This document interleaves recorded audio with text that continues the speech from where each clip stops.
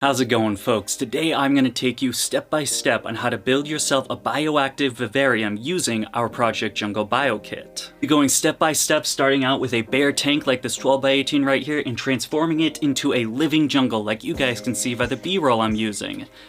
As long as I remember to take B-roll before I start editing this video. Make sure you stick around to the end where I show you guys how you can get this exact enclosure we're building, but of course first we have to build it, so let's get into it. With the Project Jungle Bio Kit, you're going to be getting pretty much the complete kit of everything you're going to be needing. That is going to be drainage layer, your probe mix, pro means professional, leaf litter. Then we're going to be able to get 2 air plants, 4 plants. Some are going to be a mix of ferns, tropicals, anything that we have in stock at that point in time. And then lastly, it would not be a bioactive kit without your cleanup crew, that being springtails and isopods. For this, we are using a 12x18. You can really make whatever dimensions you want. Just let me know what enclosure you're looking for. We can make it smaller substrates, bigger mix of substrates, and so on and so forth. But this one, we are using a 12x18. I decided to do a custom background just because I really like making backgrounds. I think it adds a little bit more depth, a little bit more pop, more jungle feel than just a bare glass screen, but that's not required. I don't sell them because they're stuck to the glass. I don't know how I would do that. Let's get into the first step, the drainage layer. Now here we have leaca balls. You can really use a variety of different things. Lava rocks. I've used crushed marble in the past. It's just a little bit heavier. Some people do false bottoms, that being just using egg crate to suspend. Pretty much what you really just need from a drainage layer is make sure there is a separate layer from the ground and the substrate. That way the substrate isn't going to be saturating the water you're doing. If you're overwatering, it's just going to stick there without a drainage layer, ending up in some bacteria growth, root rot, smelly enclosure, just stuff you really don't want. By using a drainage layer, what we're going to do, we're going to be able to allow that water, the excess water, to expand out of the enclosure into the drainage layer, which it will then evaporate. Depth, I usually do about 1 inch or 2. Maybe you need a little more, a little less. It just depends on what kind of animal you're doing. This one I'm building, I guess it would be more of a gecko, so I'd like to do at least 1 or 2 inches because they are a little bit more tropical, a little bit more of that extra boost for humidity. Pretty much it's going to be easy as 1, 2, and you dump them in.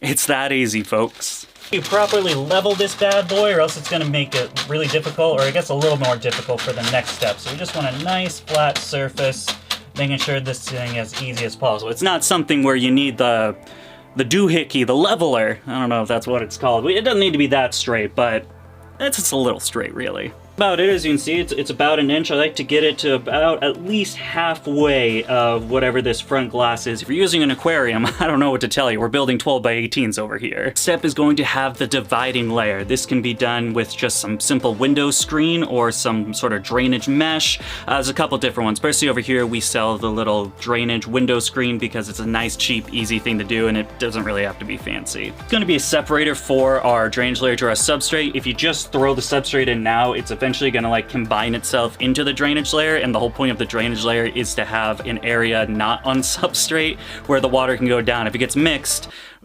well, kind of just defeats the purpose, right? Again, it's just as easy as doing this. I usually make my cuts a little wider just because you'd rather have a little more to play with than a little less, because then you're just gonna have that substrate problem. Boom, fairly simple. It looks a little wonky right now just because, again, I do make them a little bit bigger just to make sure we have enough for the drainage layer. All the excess stuff will be weighed down by the next step, the substrate, so it doesn't really matter how it looks because it's going to be covered by substrate in the end. Step is going to be the substrate, a fairly important step. This is because the substrate plays a pretty major role in the rest of the ecosystem, right? This is going to be the lifeblood of not only the plants, but also the cleanup crew and everything that happens into it. Much what makes a bioactive vivarium depends on right here. I'm not gonna greasy car salesman you and say you have to get this. This is the best premium professional mix you've ever seen in your life, because at the end of the day, an ABG mix is an ABG mix, right? I mean, we're all doing fairly the same thing. Someone might add 1 or 2 extra things or a little bit more of this and a little less of that. But at the end of the day, if we're talking about just from first glance, all substrates, all these ABG mixes substrates are the same. So if you don't want to buy from me, you don't have to buy from me, but what I do want to say is make sure it is an ABG mix. It's going to be everything that your plants, your cleanup crew is going to want and need in this. It's going to be great for plant growth. Things not to do, sand. I don't know why you would do that, or just don't do it.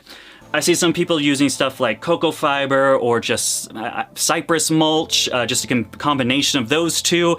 It's just not gonna work. It doesn't have the nutrients and everything that, again, the plants of the cleanup crew need to thrive. This right here, this has everything you need, and most other people, again, everything you need.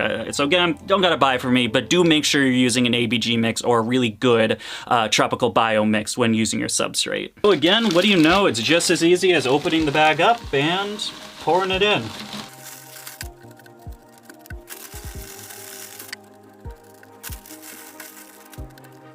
Once again, pretty much the same thing as a drainage layer. You're gonna want a couple of inches. I like giving probably at least a few to potentially several inches if we're going real crazy. It really depends on what kind of plants you're using, the size of the plants, how big the roots are, and so on and so forth. Since we're using the bio kit, we are working with these small 2-inch pot plants, which is gonna be very easy when starting out. You're gonna have a nice area to play with. They set them anywhere. You don't have to be like, oh no, this plant's so big that it like has to go here or has to go here. We can really put them wherever we want and then really envision in the future, you know, 6 months, a year from now, how this enclosure is going to look when these plants grow and become mature. Personally, I like going with smaller plants when doing this builds. I know it's not going to look as impressive right out the gate than if you go to like your whatever and get these giant plants.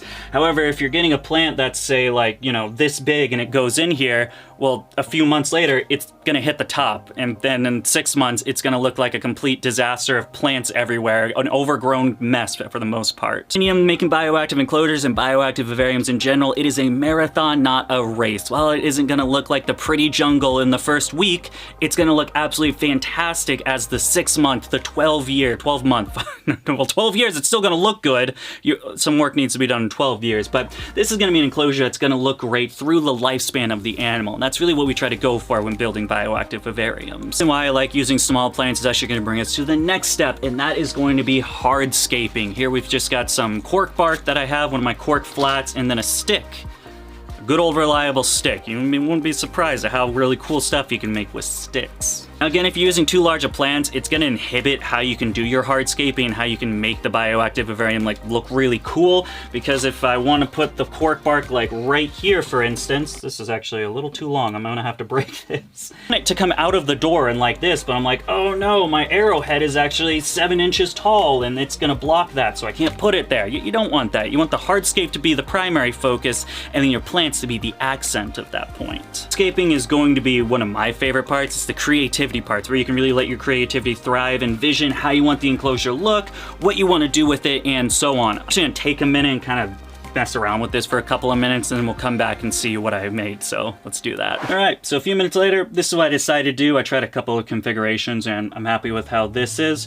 For this piece right here, we actually ended up screwing it into the branch and then the background itself because it just kept falling over. You don't have to screw things in. You don't have to have it permanent. People like, you know, switching around every now and then. That's cool. Personally, I kind of like to put my hardscapes where my hardscapes are going to be because when the plants grow, I kind of specifically put them in that place because I know how they're going to grow, if that makes sense. We don't want visible screws in a bioactive vivarium because it just doesn't look nice, so to fix that, I just simply get some decorative moss and then some super glue, and I'll put the glue where the screw is, stick that decorative moss, and then bada bing, bada boom, it's hidden. You don't even see it anymore, and it costs like $1. Super glue, as soon as it's cured, it's completely safe, it's waterproof, and you'll never see those screws again. This one I actually didn't screw in just because it has a really nice little curve to it, which kind of perfectly goes right, well, now it's kind of falling. Should I screw this in? Hang on. I think it'll be fine. I kind of want to have this moved so when I plant the plants, I can put it in there. Later on, I can decide if I want to screw it in or not, but for now, I think it's okay. Finally, the next step, and of course, the best part of planted vivariums, the plant part. Now, if you decide to go get a bioactive kit from me, the Project Jungle Bioactive Kit, which probably isn't the official name, but just the name I'm calling it right now, then you'll get an assortment of different plants. I like to give 4 ground plants and 2 air plants for this kit. Usually what I'll do is I'll do a little bit of mixture between arboreal plants or plants that are going to grow tall versus then some trailing plants like this Friendship or Wandering Jew. And if I have a fern, I give a fern. You should get all of these online right now, either emailing me or checking me out on Morph Market. I have all the plants listed. Unless this is like months later, then you can probably simply go to my website and I'll have everything available on there. The thing about the kit is it kind of takes the guesswork out. If you're kind of new to the Bioactive vivarium game and you don't really understand plants, we can just do the problems for you, the research part for you. My plan right now is sticking the friendship plant here and the fern here because these are kind of like bush out, and that'll create some depth in the front. I'm gonna want the arrowhead in the back just because it's gonna grow taller with the background. That's gonna again create a little bit of a landscape. We're gonna have the taller plants in the back and the bushier plants in the front, creating more of a slope, kind of like an illusion, I guess. I don't really know. And the Wandering Jew, I think I want the Wandering Jew either on the side or the back. So the plan with what I would do if this was my cage would be I would grow it out and then kind of start tacking it to the background so it would grow into the background, kind of vine into it. I think that would be really cool. Alrighty, taking a couple seconds, kind of looking where I want it. I'm glad I didn't screw this in because I can easily do this and it just helps me be able to plant. First up, I think this is going to be the plan. We're going to put the arrowhead here because then eventually it's going to sprout up and fill this spot right here. Put the Wandering Jew here because it likes bright light, and that's how it's going to keep those really nice vibrant colors, and that's eventually going to trail around. Fern here, friendship plant right here. That's going to be the game plan for now, and then the air plants we do last because the substrate doesn't really matter for them because they're going on the background. The potting the plants, I like to get as much substrate out of the original plant as possible, so we kind of just scrunch the pot a little bit and then carefully take it out, and then just carefully try to get rid of all the substrates in it. It's not like it's bad substrate. The substrate here is fine, but we want it to root as fast as possible into our substrate, not this subpar, because obviously we got the Project Dakotah Blue Jungle Premium Professional Adequate Mix, and that's going to be the best thing for it. And you'll get something like this, and it's as easy as just putting it right in. I'll just quickly do the rest with the same method I just said.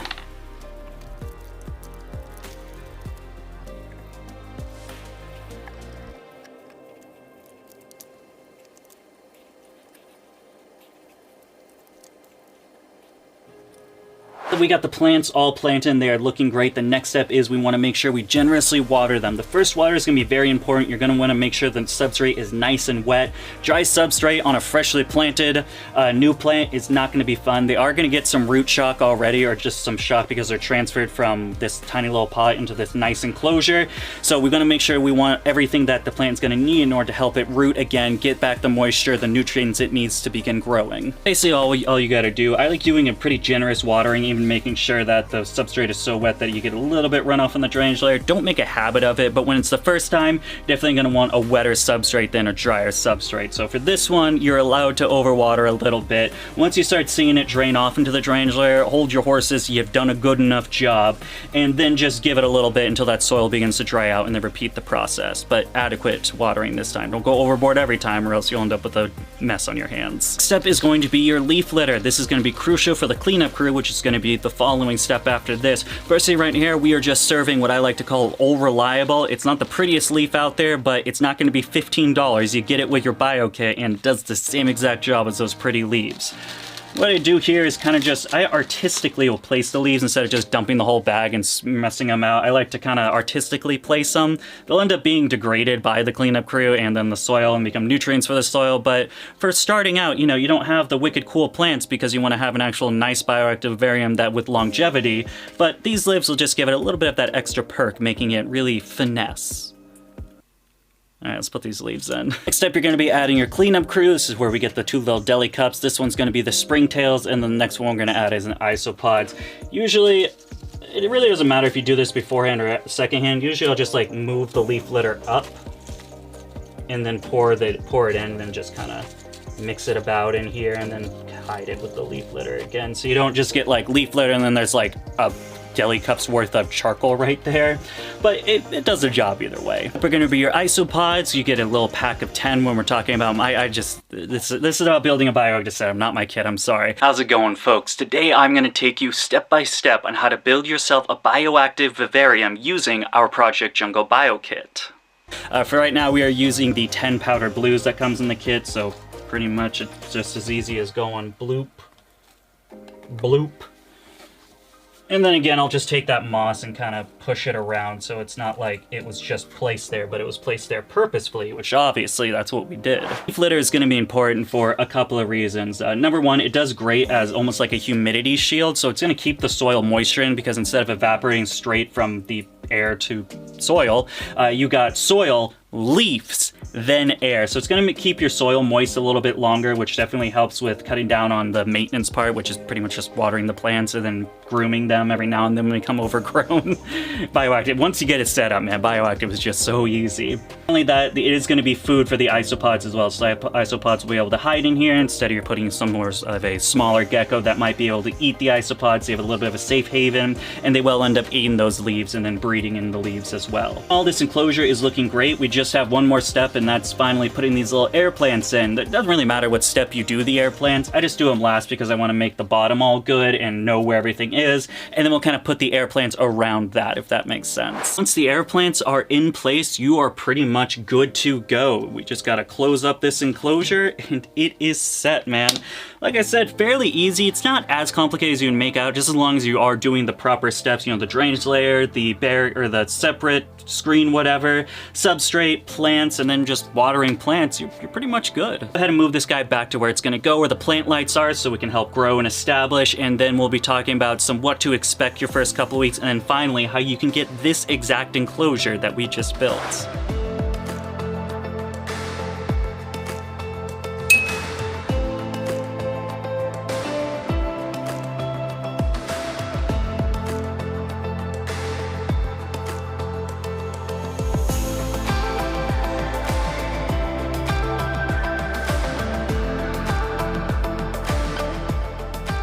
Dang, that enclosure looks so good, I almost want to just keep it. Before we get into how you can get this enclosure, let's talk about what you can expect when you first start setting up a bioactive enclosure. This thing definitely to note is the plants are going to go through some amount of shock. That can be very intimidating for the first guy building his first bioactive build, or her first bioactive build, of course, you know, with quality. The plants start looking a little bit rough, and you're like, oh my god, what am I doing wrong? It needs more water, it needs more light. The fact of the matter is, you transfer this plant from one space where it was to another, and that's going to freak it out a little bit. Not to worry, within 1 to 2 weeks, the plant will level itself out, and it'll be completely fine. First start a bioactive enclosure, it is going to go through what I call the cycling phase. This is pretty much the first to 6 week mark of the enclosure.